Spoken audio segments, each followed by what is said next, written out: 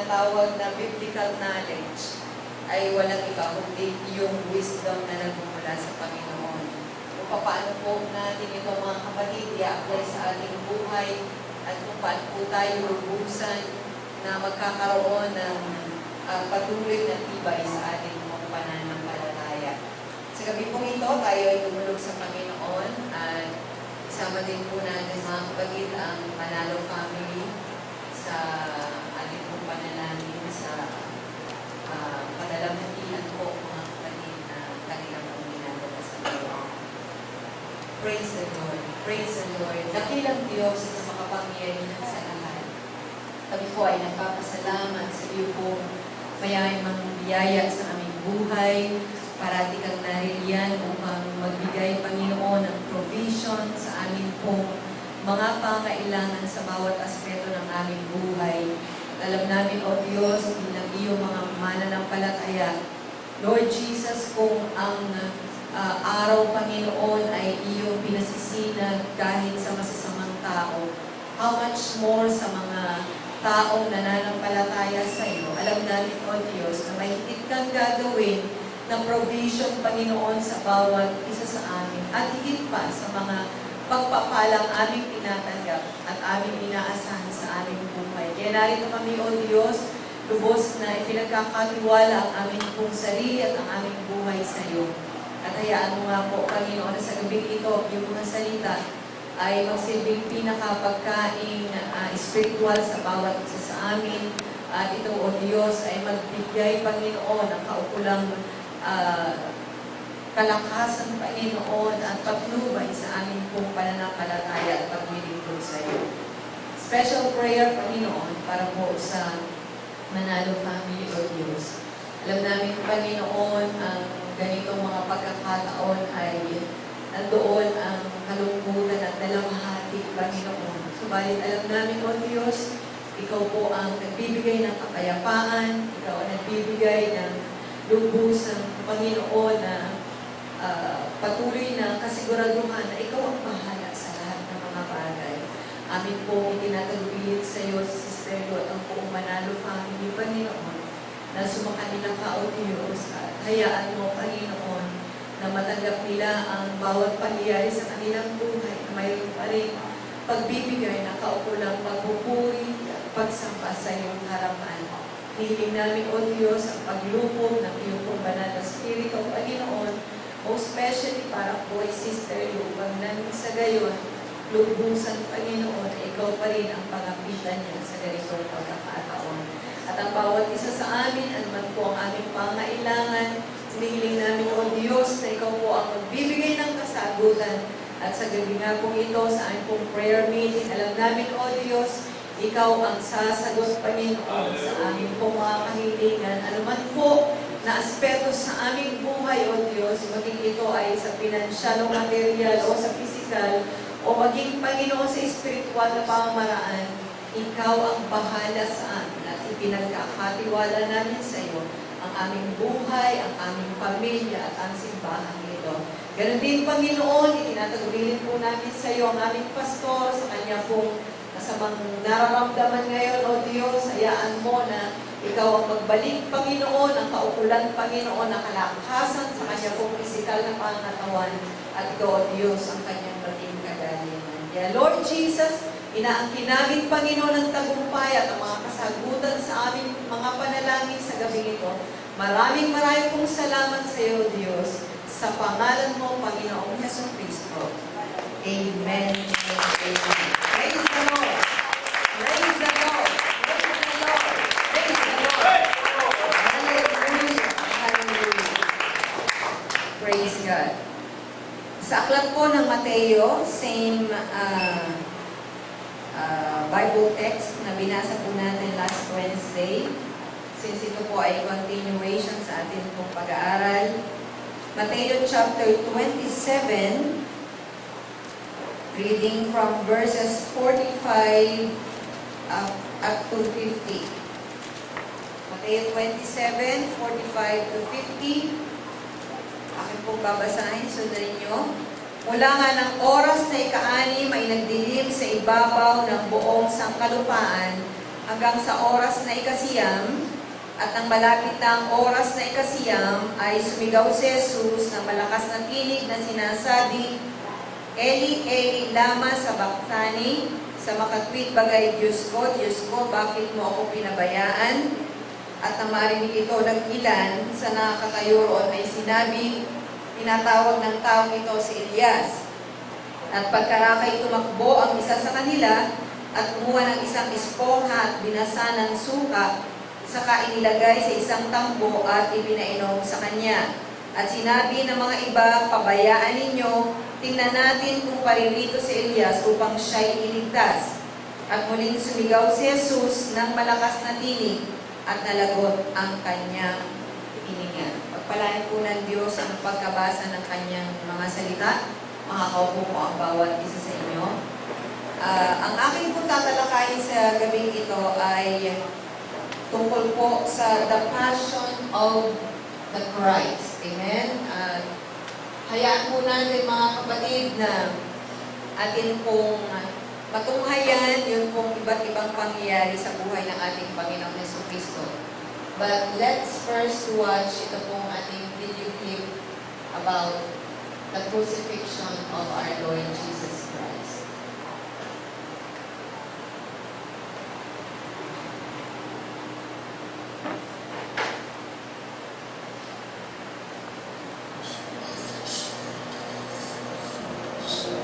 Were led out to be executed with him. Finally, they came to a place called the Skull. All three were crucified there. Jesus on the symbol. Two criminals on either side. Father, forgive these people because they don't know what they are doing. The soldiers gambled for his clothes by throwing dice. The crowd watched, and the leaders laughed and scoffed. He saved us. Let him save himself if he really is God's chosen. The soldiers mocked him too, by offering him a drink of sour wine. They called out to him, "If you are the king of the Jews, save yourself." A signboard was nailed to the cross above him with these words, "This is the King of the Jews." One of the criminals hanging beside him scoffed, "So you're the Messiah, are you? Prove it by saving yourself and us too while you're at it. Don't you fear God, even when you are dying? We deserve to die for our evil deeds, but this man hasn't done anything wrong. Jesus, remember me when you come into your kingdom." I assure you, today you will be with me in paradise.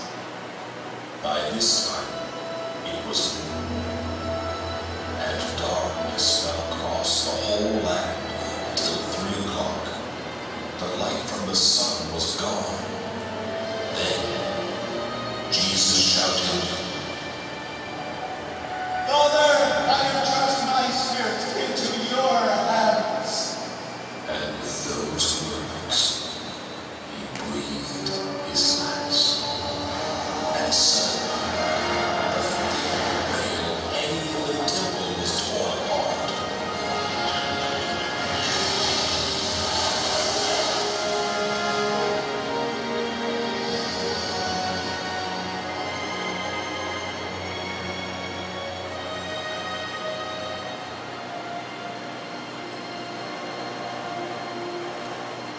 When the captain of the Roman soldiers handling the executions saw what had happened, he praised God and said, "Surely this man was innocent."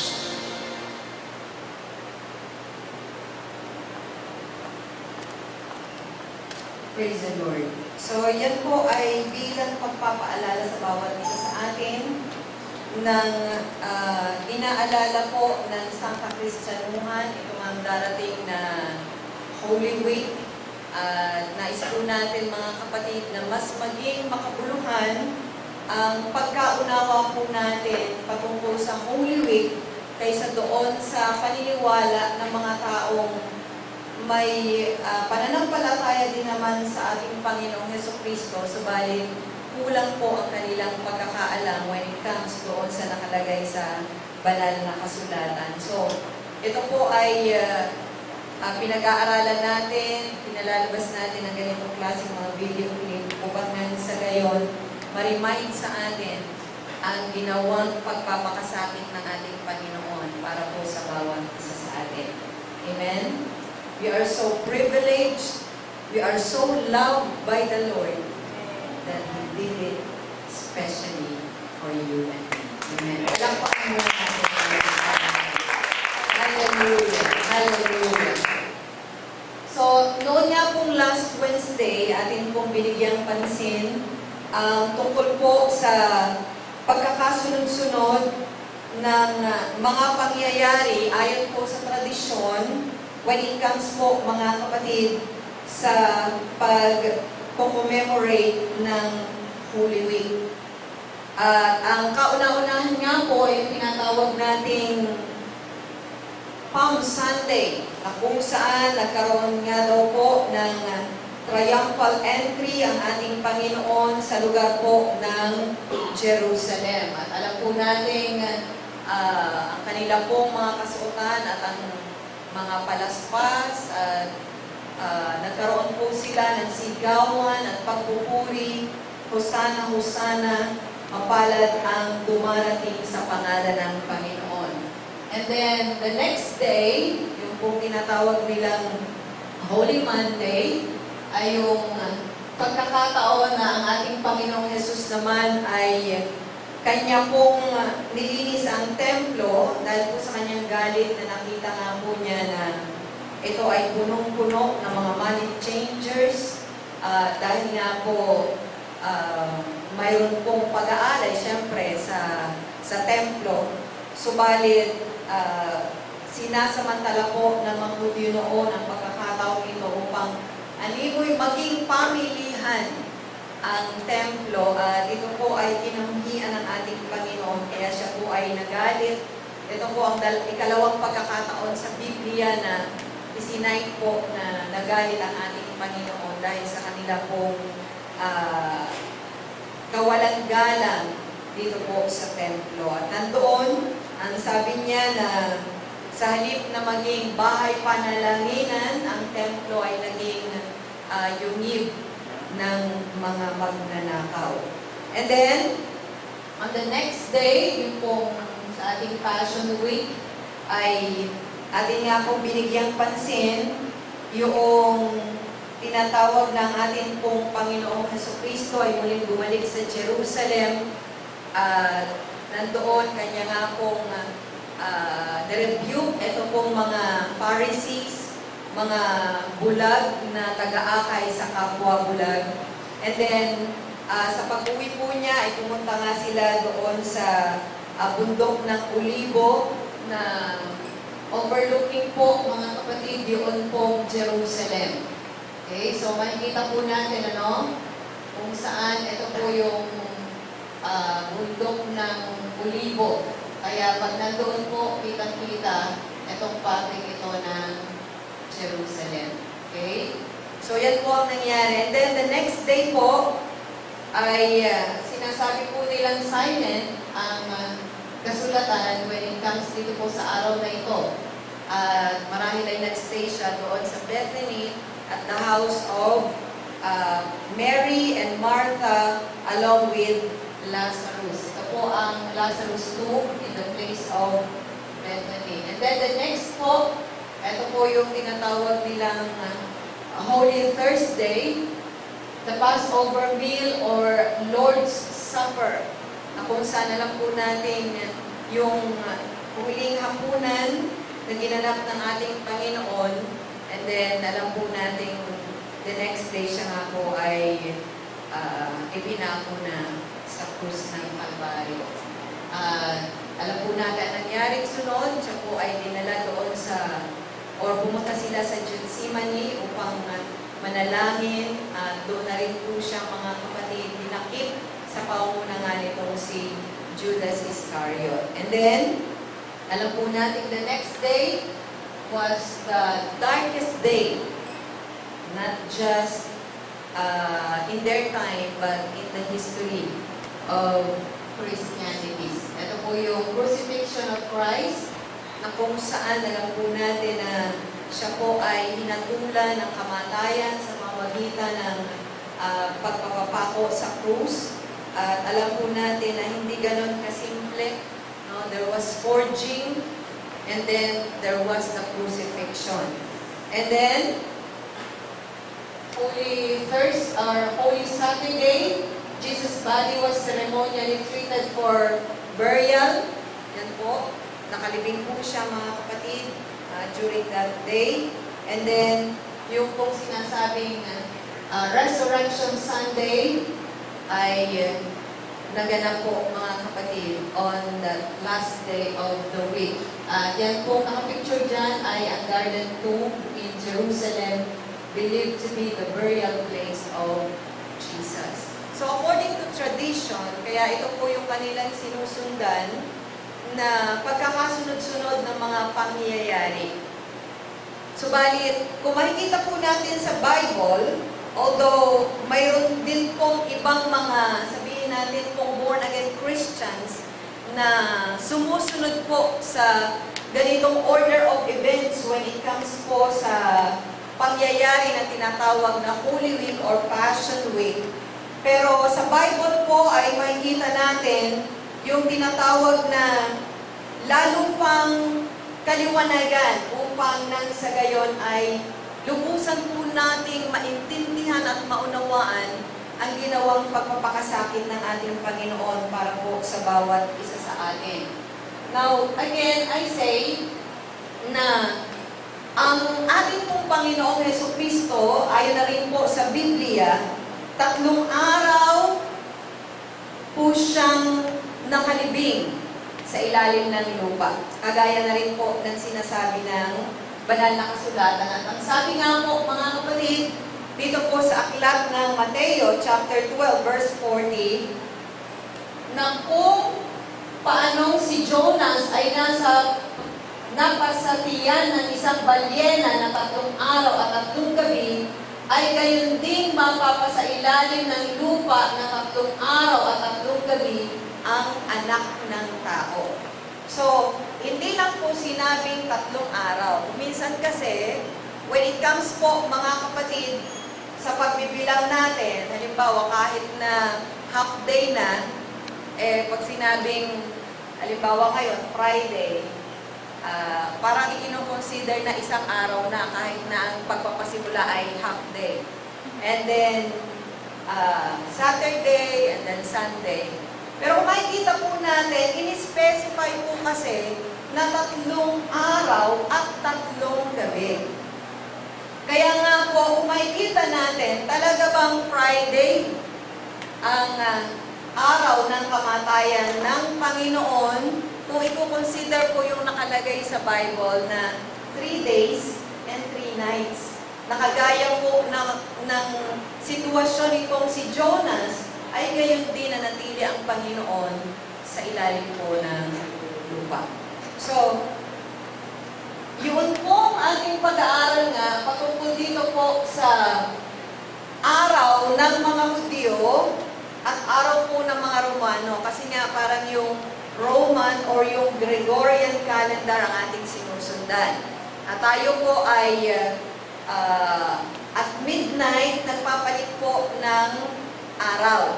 Pero sabi ko nga po, sa kanila ay kakaiba. No? Yung sunset or sundown, na ito po ay 6 o'clock in the evening, and then hanggang morning po ng 6 o'clock din, yun po ay 12 hours, yun po ang night time sa kanila. Pero kung tinatawag na 4 watches in the night, ito po ang first watch, second watch, third watch, and fourth watch. Meron po silang tinatawag na ganyan. So, from 6 in the evening, 6, 7, 8, 9, yun po 3 hours. 7, 8, 9, the first 3 hours, yun po ang tinatawag na first watch. Yung pong 10, 11, 12, yun po ang second watch. Yung 1, 2, 3 in the morning, yun ang third watch. At yung pong 3, 4, 5, and 6 in the morning, yun po ang tinatawag na fourth watch. And then, eto naman pong sunrise, yun nga po, 6 a.m., 12 hours po. No? Kaya pag sinabing first watch, alas 7, first hour, alas 7 po yun.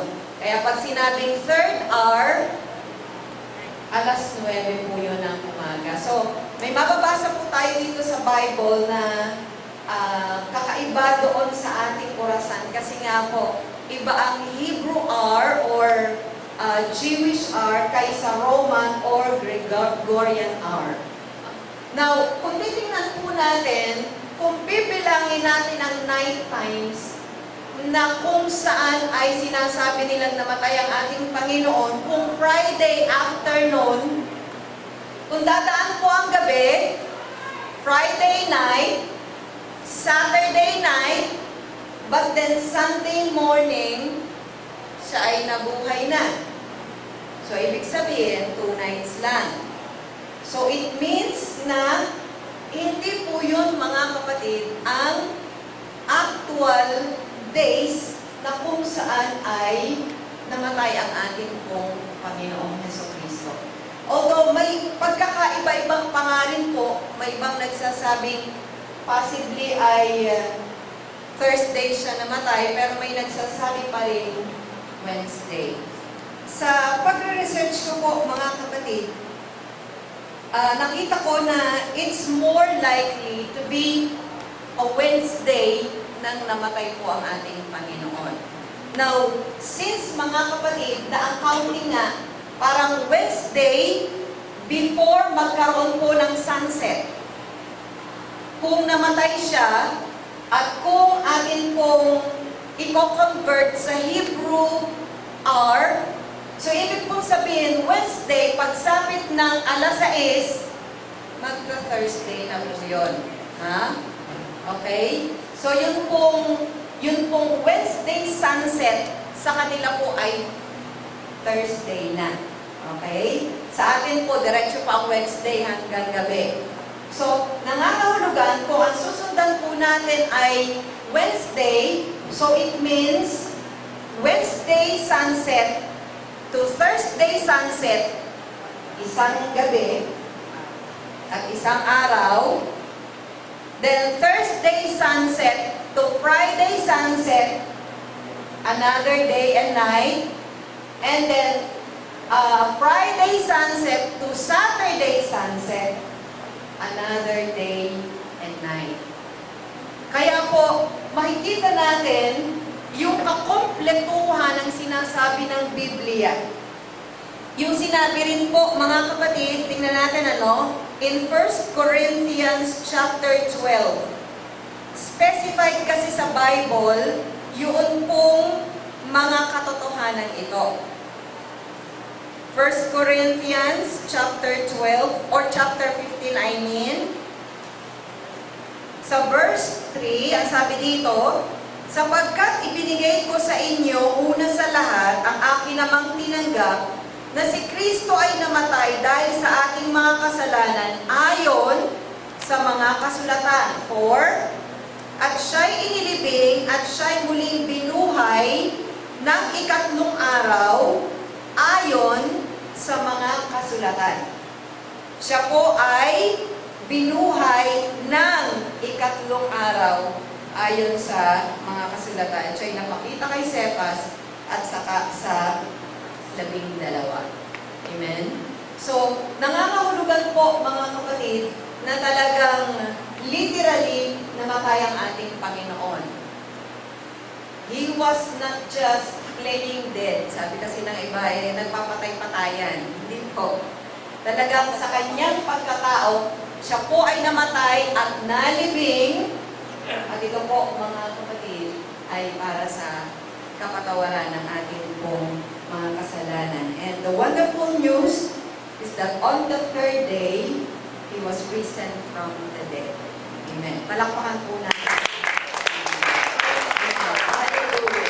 Dito natin ay pakikita ng ating Panginoong Jesucristo ay nagkaroon ng pananagumpay laban po sa tinatawag na kamatayan.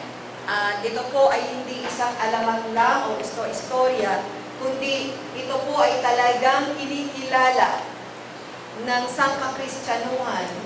At lalong-lalo na po, yamang ito po ay nakalagay sa banal na kasulatan. Alam po natin ito ay salita ng katotohanan. One more thing mga kapatid, kung papaanong hindi coincidence na ang kamatayan ng ating Panginoong Jesucristo ay naganap ng 3 araw na siya po ay ililibing, hindi rin po coincidence mga kapatid na ang kamatayan ng ating pong Panginoon ay tumapat mismo sa celebration of the Passover. Yan po ang tinatawag na month of Nisan na sa atin po ay March at April. Meron po silang different months of the year, pero ito po month of Nisan, ito po ang kanilang unang buwan, March, April po, kaya taon-taon po either March or April po ang tinatapatan ng ating pong pagko-commemorate ng kamatayan ng ating pong Panginoong Jesucristo.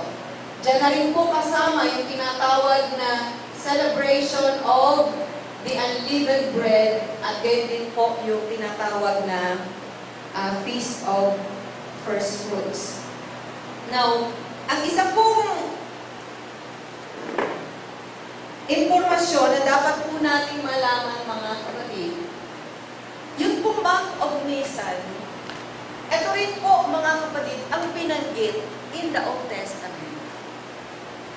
Kasi sa Old Testament po mga kapatid, yung kanilang first Passover, ito po ang kanilang isineselebrate yearly. From the time na sila po ay iligtas ng ating pong Panginoon, alam niyo po, tumapat mismo doon sa kung papaanong ang alay ay inihahandog, gayon din po inihandog ng Panginoon ang kanyang sarili para sa bawat isa sa atin. Tingnan po natin mga kapatid in the book of Exodus. Sa aklat ng Exodo, chapter 12,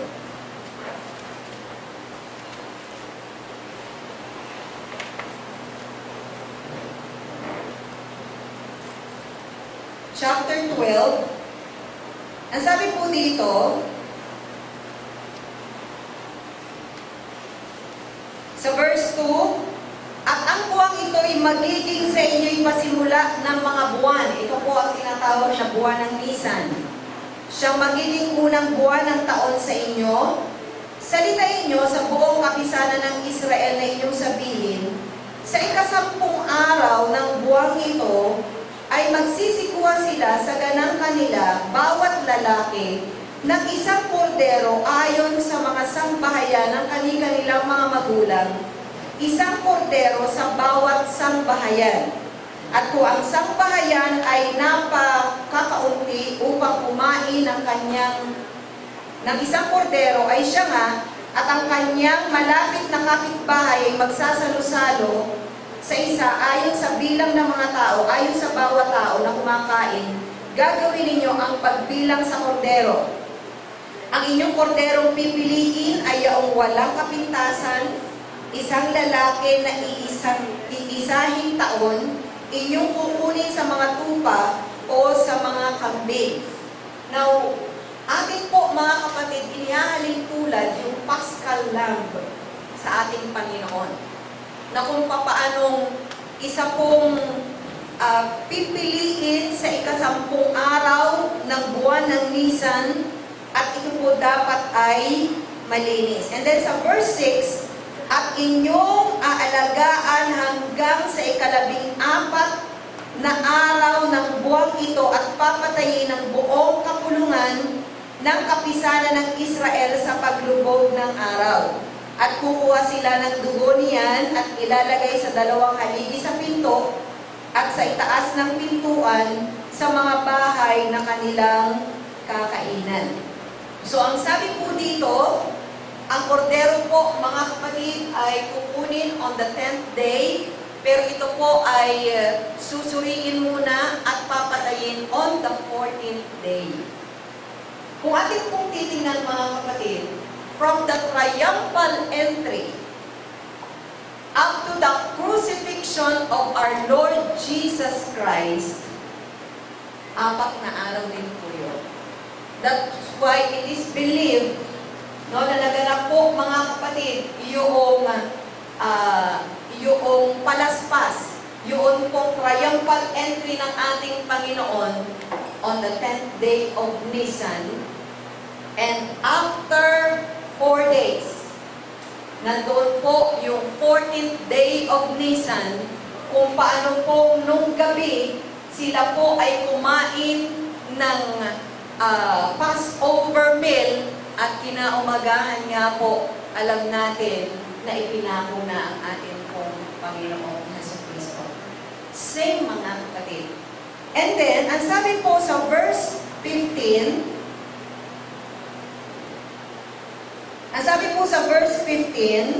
"Pitong araw nakakain kayo ng tinapay na walang libadura.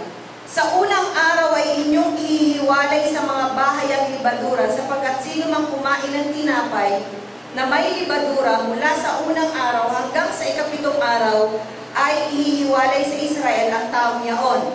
At sa unang araw ay magkakaroon kayo ng isang banal na pagkakatipon, at sa ikapitong araw man ay magkakaroon din kayo ng isang banal na pagkakatipon.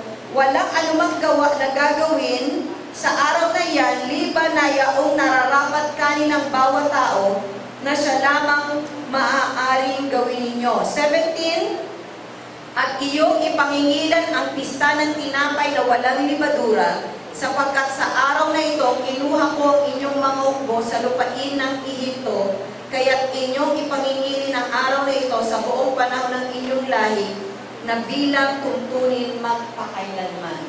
Now, ang sabi po, according doon po sa pangyayari, 14th day of Nisan, nagkaroon po, mga kapatid, ng pagpatay ng Paschal Lamb. On the 15th day of that same month, ay yun pong Feast of Unleavened Bread. Yun pong kapistahan ng tinapay na walang libadura. At kapag nangyayari po yun, mga kapatid, yun po ay nagiging araw din ng Sabat. Kaya po, most possibly, kaya Friday yung sinasabi na namatay ang ating Panginoon, kasi on Saturday, yun po ang tinatawag na araw ng Sabat. Friday is the day of preparation for the next day, the Sabbath. Pero kung ating pala pong pag-aaralan, mga kapatid, yun pala pong tinatawag na Sabbath na yon ay hindi yung weekly Sabbath, kundi ang yearly Sabbath, na kung saan po, mga kapatid, ay tumatapat doon sa Feast of Unleavened Bread. Na ito po ay nangangahulugan, mga kapatid, no? Yun pong tinatawag na High Day or Great Day, doon po sa John chapter 7, verse 37 at John 19:31. Ito po yung tinatawag ng huling araw na dakilang araw. Meron po silang tinatawag na Great Day or High Day. Ganon din po ang sabi ang mga Hudyo nga, sapagkat nooy paghahanda upang ang mga katawan ay huwag mangatira sa krus sa Sabat, sapagkat dakila ang araw ng Sabat na yaon, it was a high day, ay hiniling nila kay Pilato na mga umog ang kanilang mga hita upang sila'y mga alis doon. Nakabayubay po sa krus ang ating Panginoon, siya ay namatay na. Hindi po dapat nananatiling nakapako sa krus ang bangkay ng mga nangamatay, dahil pagsapit na po ng 6:00 ng gabi, yun po ay Sabbath na. Next day na po yun sa kanila. Kaya ibinabala po nila yung bangkay ng ating Panginoon. But it was told that that Sabbath day was a high day Sabbath. Ano pong ibig sabihin? Na ito po ay espesyal na Sabbath, hindi po yun tumapat ng Sabado. Kaya it is safe to say na hindi talaga po Friday namatay ang ating Panginoon. It can be a Thursday or a Wednesday dahil pwede pong tumapat ang high day Sabbath kahit hindi po araw ng Sabado. So, nandun po, makikita natin na ito po ay nagpapahayag ng mga selebrasyon noon in the Old Testament, but it has also significance in the New Testament. Meron po silang weekly Sabbath, yung po tinatawag na banal na pagpupulong, pero itinuturing din po na banal na pagpupulong yung pong yearly Sabbath na kanila pong sineselebrate. Now, bakit po natin ito tinatalakay, mga kapatid?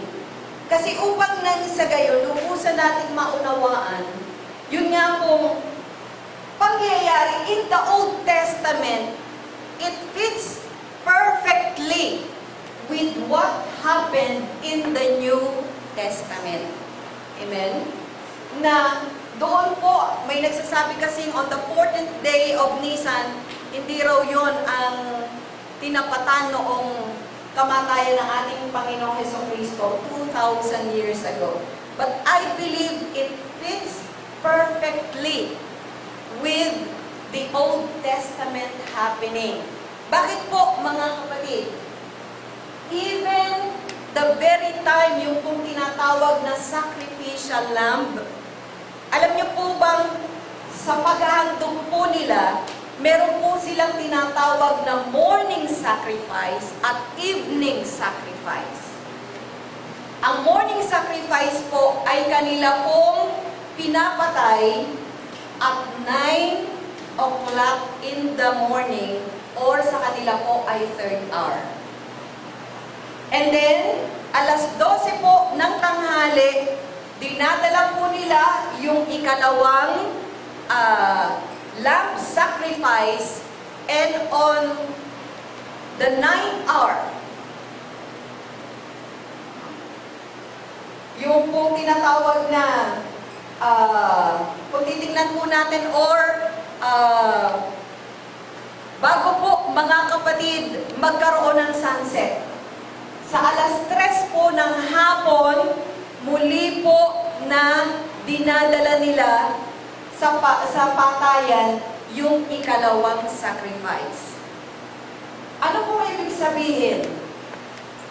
Hindi po coincidence.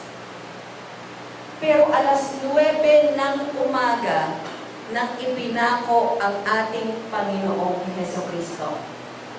Alas 12 ng tanghali, nagdilim na. Alas 3 ng hapon, most possibly, namatay ang ating Panginoong Hesukristo. At ang sabi nga po, at the time of the evening sacrifice, nang malagutan ng hininga ang ating pong Panginoong Hesukristo, yun pong makapal na kortina doon po sa templo, ito po ay nahati mula itaas pababa na nagpapahayag na nabuksan na ang kabanal-banalang dako. Ganon din po nang namatay ang ating Panginoong Hesukristo sa krus ng Kalbaryo at the same time of the evening sacrifice. Nangangahulugan po, mga kapatid, pwede na tayong makapasok sa kabanal-banalang dako. At tayo po tayo, mga kapatid, isang panibagong pag-asa sa buhay na ito. Kaya makikita po natin, lahat ng mga pangyayari, it fits into place. At yun pong Nisan 14, and then after 3 days, 14, the next day, yun pong tinatawag na Feast of Unleavened Bread. Hindi po sila kakain, mga kapatid, ng tinapay na may libadura. ito po ang ikino-consider na kung saan ay inilibing ang ating Panginoon. At siya po ang tinapay ng buhay. Amen? Siya po ang tinapay ng buhay. After 3 days, nandun po ang celebration nila ng Feast of First Fruits na nagpapahayag naman po ng muling pagkabuhay na maguli ng ating Panginoon. Siya ang unang bunga mula po sa mga patay. Siya ang unang nagtagumpay sa kamatayan. Kaya ang sino mang mananampalataya sa Kanya, amen, magkakaroon din ng buhay na walang hanggan na tinataglay niya. Amen. Magpasawalang hanggan. Kaya mga kapatid, hindi po mga coincidences ang nakalagay in the Old Testament doon po sa kaganapan nito in the New Testament in the life of our Lord Jesus Christ. Everything fits perfectly. Amen. Kaya nga po, masasabi natin mga kapatid, na siya po ang isang sakdal na alay. Dala-dala po niya mga kapatid, ang isang mas mabuting tipan. Amen? Kaya nga po may lumang tipan at dala-dala niya ang isang bagong tipan. A better covenant, a better hope, a better life, a better beginning for each of us. At ang sabi nga po sa aklat ng Hebrews, chapter 9, ang sabi po dito mga kapatid, sa verse 13, sapagkat kung ang dugo ng mga kambing at ng mga baka at ang abo na dumalagang baka ay binubudbod sa mga nadungisan ay makapagiging banal sa ikalilinis ng laman, gaano pa kaya ang dugo ni Kristo na sa pamagitan ng Espiritu na walang hanggan ay inihahandog ang kanyang sarili na walang dungis sa Diyos ay maglilinis ng inyong budhi sa mga gawang patay upang magsipaglingkod sa Diyos na buhay. Amen. Ang ating Panginoong Jesucristo ang naging ating pag-asa. Kaya ito pong daraang Holy Week na ito, bagamat alam po nating may mga pagkakaiba-iba sa mga paniniwala, pero yamang mga kapatid, although hindi ganon sabihin po natin yung presentation natin ay simple lang, pero nawa mga kapatid, naunawaan natin that from the Bible, ginanap ng Panginoon ang nakalagay sa lumang tipan at ipinakita niya ito sa bagong tipan. At ito ang kaganapan ng ating kaligtasan. Kung paanong naligtas ang bansang Israel sa pamamagitan ng pahid ng dugo doon sa kanilang pintuan, sa pamamagitan ng pahid ng dugo ng ating Panginoong Jesucristo sa ating buhay, magkakaroon tayo ng kaligtasan mula sa walang hanggan.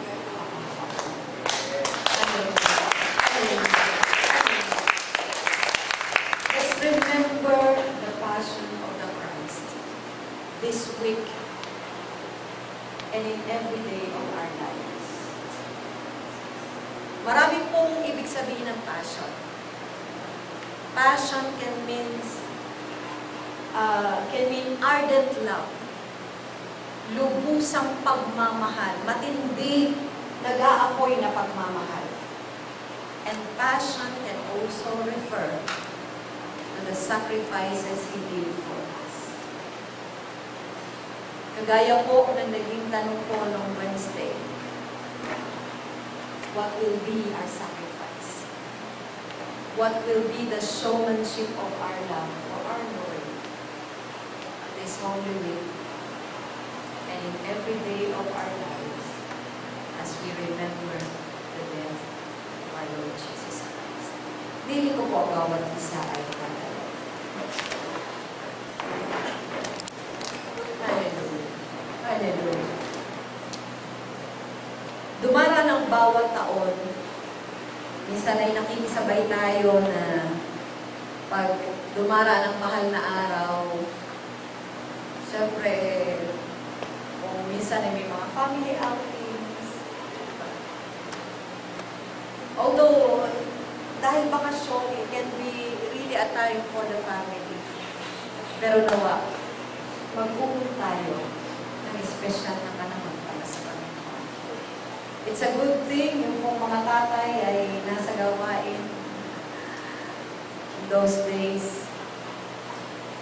Pero hindi ibig kong sabihin mga kapatid kasi cancel ang atin pong mga gawain next week, Wednesday and Friday. Para bang, oy, walang gawain. Oy, bakasyon. So most of us ay nasa bahay or hindi ko alam somewhere kung kayo ay may pumuntahan ng pamilya.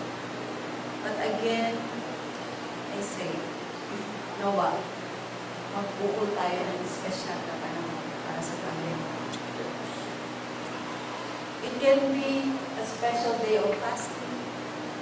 It can be a special day of prayer. It can be a special day of Bible reading. Parang, Lord, this day is special for you. Kung ang mga tao sa labas ay may ginagawang pagpapakasakit, Lord, what will be the sacrifice for you? Tonight, sa ating pong pagluhod mga kapatid, pag-pray po natin ang ating mga sarili. And let us really be a living sacrifice for the Lord. Hayaan po natin mga kapatid na sa ating pakikipag-usap sa Diyos, hindi lamang sa gabi nito, kundi sa bawat pagkakataon meron tayong personal devotion sa Lord. Ano kung may aanay ang aking buhay sa iyo? Nawa, ito ay maging kahanda-handa sa iyo.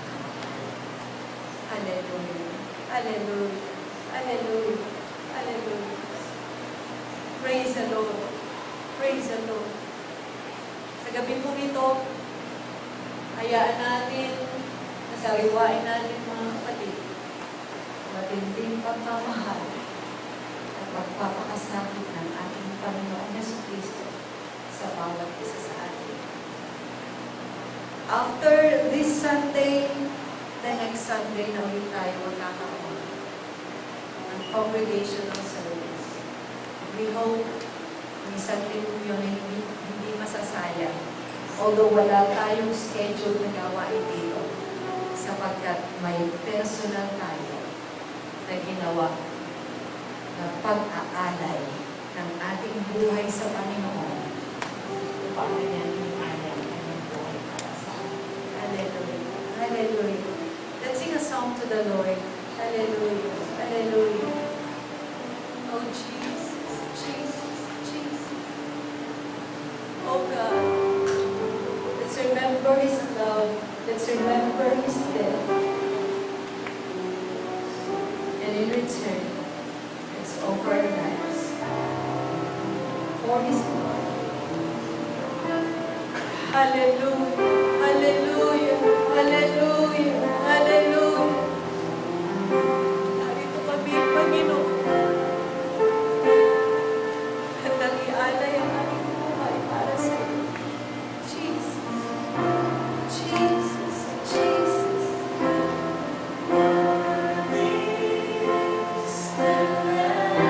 Yes, Jesus. Seated on the throne.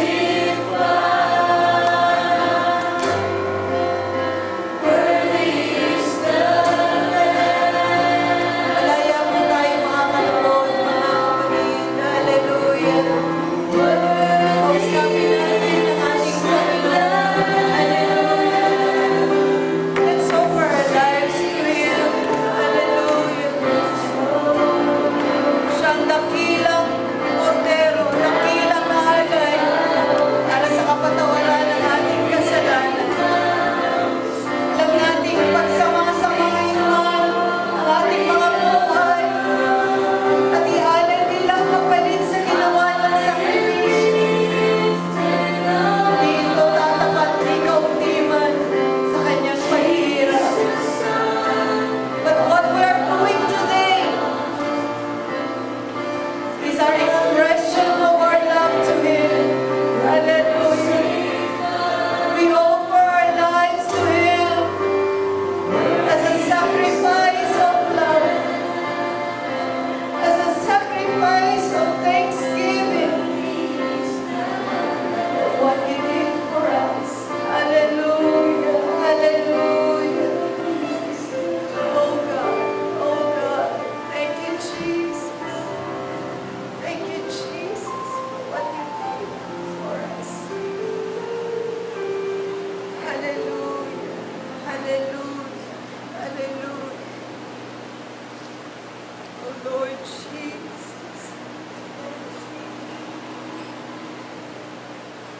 Hallelujah.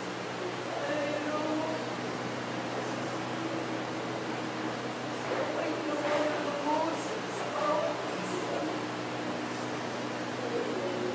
Oh Lord Jesus, pagpapit sa amin, Panginoon. Pamamaraan ng Diyos ng pag-aalay na makalulunod sa iyong harapan. Hallelujah. Gawin mo kaming totoo, Diyos. Gawin mo kaming sincere, Panginoon, sa aming mga gagawin para sa iyo. Hallelujah. Hallelujah. Here we are, Lord Jesus.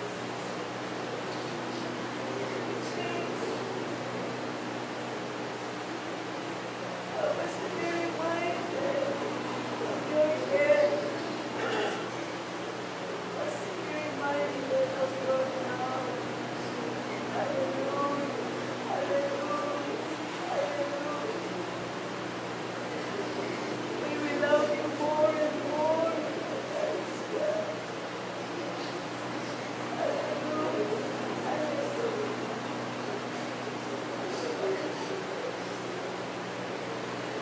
Let your power exist.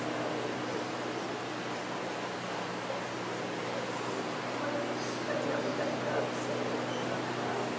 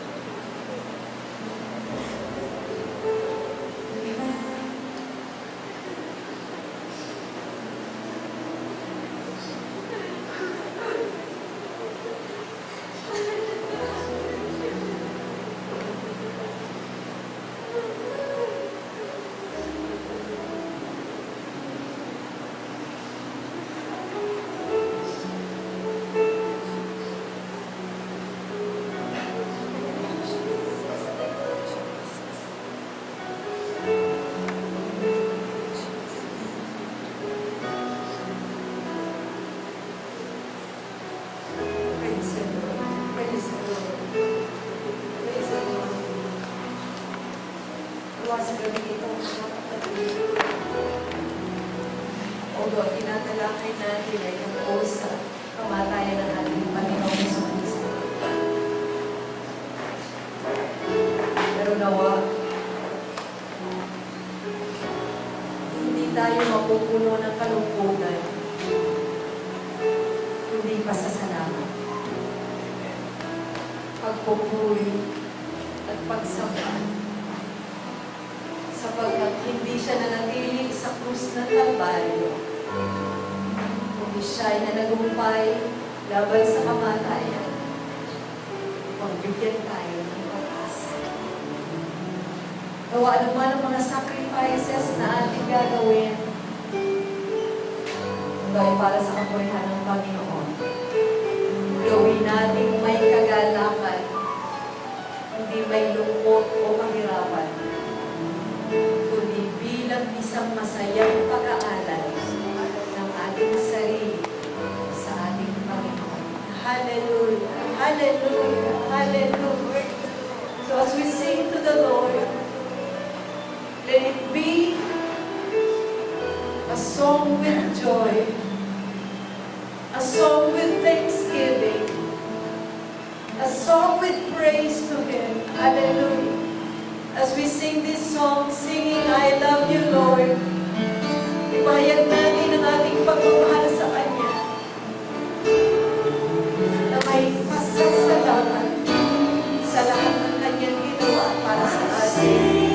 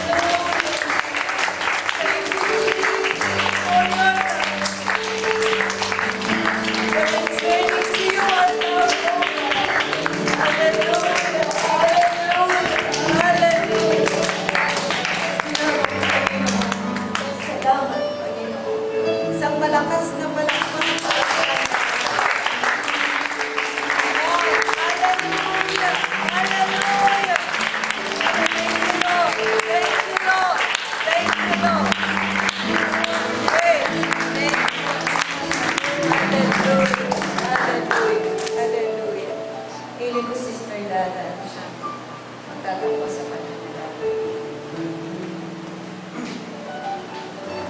Hallelujah, hallelujah. Minsan pa, let's continue to worship the Lord. Hallelujah.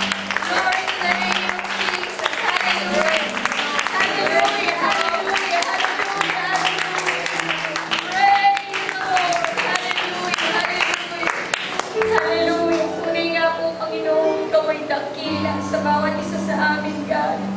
Tunay, O God, ang dakilang iyong pagliligtas sa bawat isa mong mga anak. Hallelujah. O Lord, parang ito sa sanlibutan, pinapalakpakan ng mga taong magagaling at maraming talento, O God. But O Lord, what you have shown this world is the greatest thing na pwedeng makita ng bawat isang tao, O God. At nung ikaw ay nabayubay sa krus ng Kalbaryo, Panginoon, that's the greatest thing that a man can ever do for us, O God. Panginoon, wala kami sa lugar na ito, ikaw ay pinako. Wala kami, Panginoon, habang ikaw ay binabayubay sa krus ng Kalbaryo. But during that time, O God, you deserve our worship. You deserve the greatest praises from all over the world because of the great salvation na ibinigay mo sa bawat isa sa amin. Lord, wala kami nung moment na nag-sacrifice ka. Kung kailan karapat-dapat nagsambahin, Panginoon, sa iyong kadakilaan, nandoon kinutiya ka pa rin ng mga tao, God. But today, O God, tonight, O God, we, your saved children, O Lord, will give glory to your name. Hallelujah, hallelujah. We will worship you, God. Hallelujah, hallelujah. Hear us, O God, your glory, you're worthy to be praised, Panginoon. Hallelujah, hallelujah. At Panginoon, dalangin ng puso ng bawat isa sa amin, Panginoon, kung paano mo kami binuksan sa pamamagitan ng inyong mga salita. Muli namin sinariwa ang kadakilaan ng ginawa mo para sa bawat isa sa amin, Panginoon. Lord Jesus, maaaring hindi ganoon ang pagtapis ng bawat isa sa amin. But you know in our hearts, Panginoon, the truthfulness of our thanksgiving to you, O God. We're saving our souls, O Lord. And Panginoon, sa bawat araw pa na aming buhay, hayaan mo maging haing buhay ang bawat isa sa amin, Panginoon. Lord Jesus, let this be an everyday experience for all of us, Panginoon. Na hindi lamang tuwing ganitong season kami magpupuri at magpapasalamat sa kaligtasang ibinigay mo, O God. But Lord, continue to be magnified in our lives, O Lord. Jesus, forgive us, O Lord, kung minsan ginagawa ka namin maliit sa aming mga paningin. Hallelujah. But O Lord, today, O God, sa oras na ito, nakita namin muli, O God, kung gaano ka kalaki at kung gaano kadakila kaya mong gawin, Panginoon, just to reach out to us, O God, the extent of what you can do to reach your people, O God, na maging ang sarili mong buhay ay kaya mong ibigay sa bawat isa sa amin. Kaya, Panginoon, nandun muli aming pananampalataya na kaya mong patuloy na i-provide ng lahat ng aming pangangailangan, Panginoon. Na aming mga problema, O God, ay napakaliit sa kadakilaan ng iyong kapangyarihan. And we thank you for your words, Panginoon, dahil ikaw ay tapat sa iyong mga salita. At salamat, Panginoon, dahil alam namin na hindi mo kami iniiwan sa bawat oras na aming buhay. And we thank you, O God, na hindi mo lamang kami iniligtas, kundi babalikan mo ang bawat isa sa amin na nagpapakatakas sa iyo, God. We thank you, O God, that today we have eternal life with you, O God. At tunay ng harapan dapat ibalik sa iyo ang lahat ng pasasalamat, O God. Hallelujah, hallelujah. Hallelujah. In the name of Jesus, we pray. Amen.